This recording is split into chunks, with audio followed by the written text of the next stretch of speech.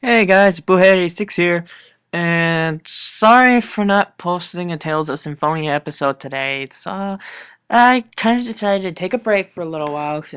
I was so busy today, but instead, I want to give you a top 10. Yeah, first one in a while. I'm going to give a top 10 Mario Party boards. Here are the rules. I know there's gonna be one from each Mario Party, and which means there's gonna be a second one from a Mario Party. So I don't know which one. So let's begin. Did I forget to mention that Mario Party 9 is out in a couple weeks? So excited! Anyway, let's start the top 10 now.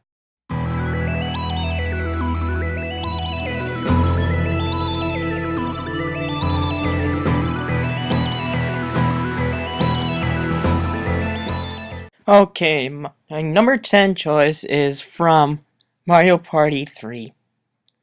Now, before you flame on me about how, hey, how can you say that the boards in Mario Party 3 were terrible? Hear me out. The gimmicks on the boards weren't all that impressive, and, well, I've seen better. And pretty much the minigames didn't help its cause. The happening and all the stuff didn't really help. But if I were forced to pick one, which I am, that choice would be from Waluigi's Island. Because, well, I think this one is the cut up of the rest. I mean, it's got an island in the top left, if you can see on the picture. It's got all of them that are a certain space, and then one's a Koopa Bank. And then you got the happening stuff right there. You can blow up and take all your money, and that is dangerous. So, but again, it really isn't a special gimmick, but it's good enough.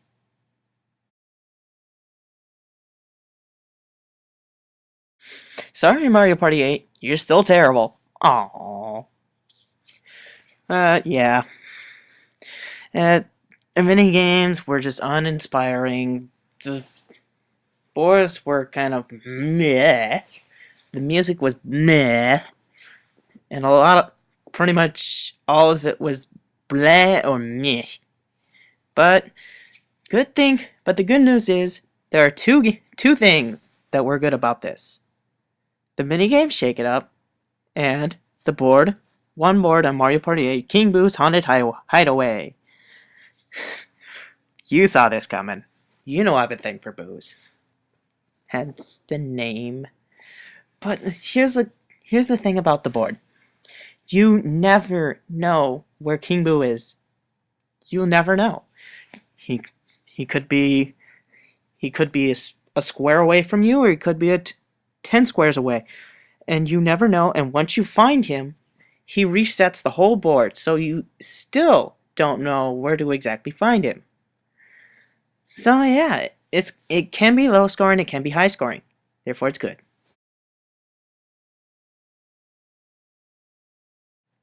Believe it or not, my next choice is from Mario Party 6. As great as the game it was, boards were just hit and miss for me. But again, it's like it ever needed to, because it had great mini games such as Rocky Road, Granite Getaway, Dunk Bros, and Verbal Assault. Whew. Oh, those were all great games. Huh. Yeah, like I said, but like the boards ever needed to be great.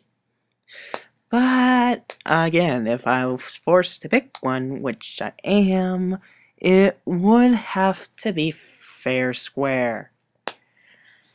Now, Fair Square was kind of interesting because Fair Square was kind of very high scoring board, because you can purchase up to 5 stars at the star space, and you can win stars during the day and night.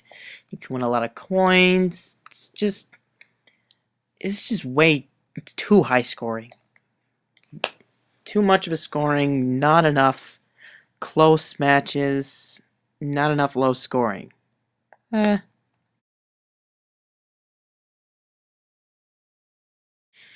Now, Mario Party 5 boards? I could have gone either way. I could have gone with a lot of choices. I could have picked Bowser's Nightmare.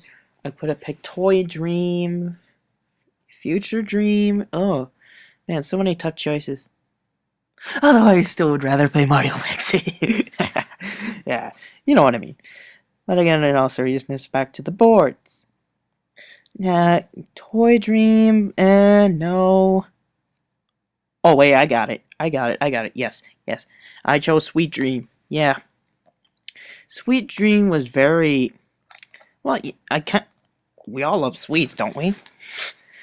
Well, I picked Sweet Dream because it has some nice gimmicks and some nice happenings. But, I don't know, I think it's a little too small if you look at it. It could have been bigger, but, it was a good board. I liked it. It was very sweet.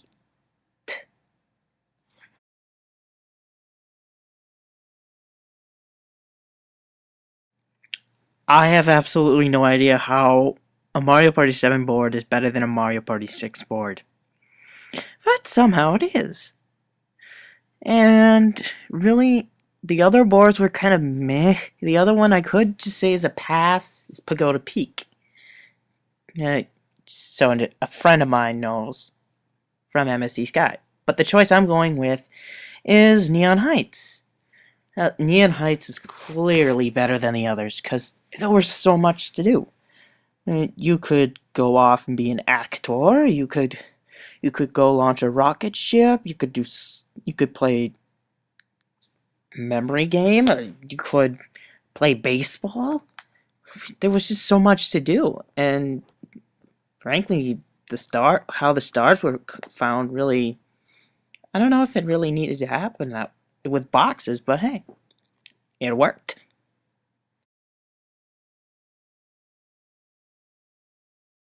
Now to start off the top fives, I chose one from the original. Now, the boards there were actually interesting. Some of them were good, and some of them were just like, oof. Some good ones: Peach's Birthday Cake, Yoshi's Tropical Island, so happy, DK's Jungle Adventure. But the one I decided to go with was Mario's Rainbow Castle. Ooh. Now, granted, this one didn't have much of a gimmick, except for Toad and Bowser flip-flopping, but oh my god, the music in Mario's Rainbow Castle was probably the best that I have heard from. I could say it for the whole Mario Party series, but I don't want to push the envelope here or anything. It's just the music kind of helped the no gimmicky board.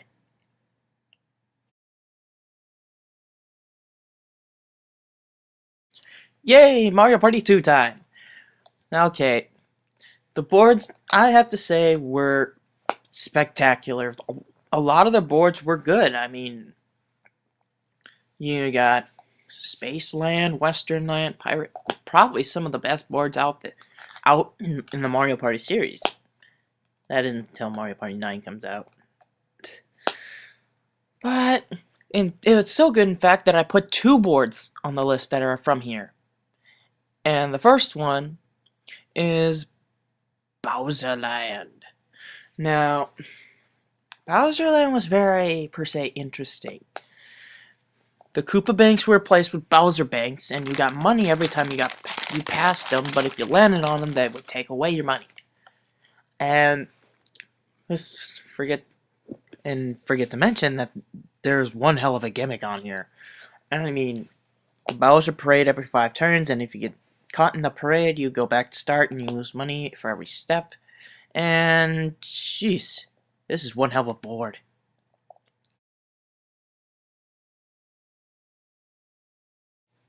Guys, I am about as shocked as you are that a Mario Party DS board got so far into this list.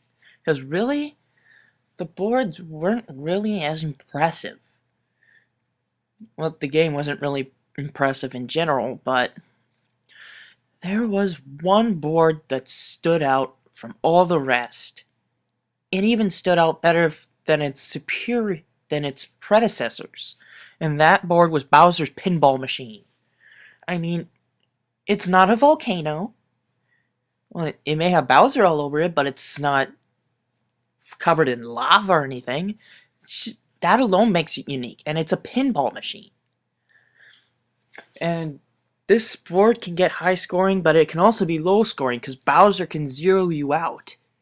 I mean, completely, coins and stars. I mean, that among itself makes this board unique to all its Bowser predecessors, making it number 3 on the list.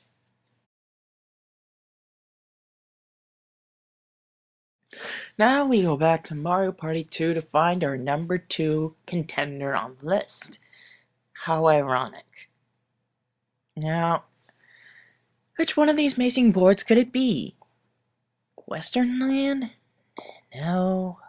Pirate Land? No. Spaceland? No. Oh wait, it was this. It was Horrorland. Yes. Now, Horrorland was very interesting. Besides having it being the first to have the day-night feature, it introduced Big Boo, who could take coins and stars from everybody depending on what you give him. And it was very interesting, and it also has Boos crawling all over the place. Because you can't have a Horrorland board without Boos. But what could beat this amazing board and its day-night feature?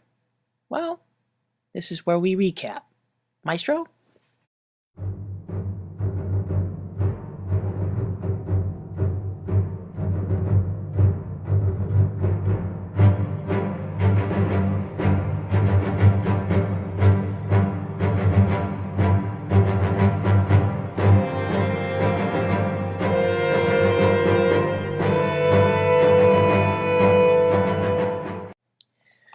For the final contender, I've decided to look at at one of the better Mario parties than the first one I've ever gotten, which is 4. Now, some of the boards were meh, like Shy Guys and Koopas, and some of them were good, like Bowser's and Goombas. But the one that really stood out to me, the one that stood the test of time itself over the past years, well, I gotta give it to Boo. I mean, Boo's Haunted Bash was really good board, and that's my number 1. Now, the gimmicks, they were good. Like you have the red Boo in the middle that controlled all the bridges and the moveways, and then you have the train that could only be accessed when Red Boo is gone, and that would help you get to the star quicker. But the thing that was really important, that there are only 2 happening spaces on the entire board. And those were to access Big Boo, but you had to land on it 3 times in order for it to work. And despite being square, it was a good board. And Boo886 signing off, and I think Boo's Haunted Bash was the best board on Mario Party.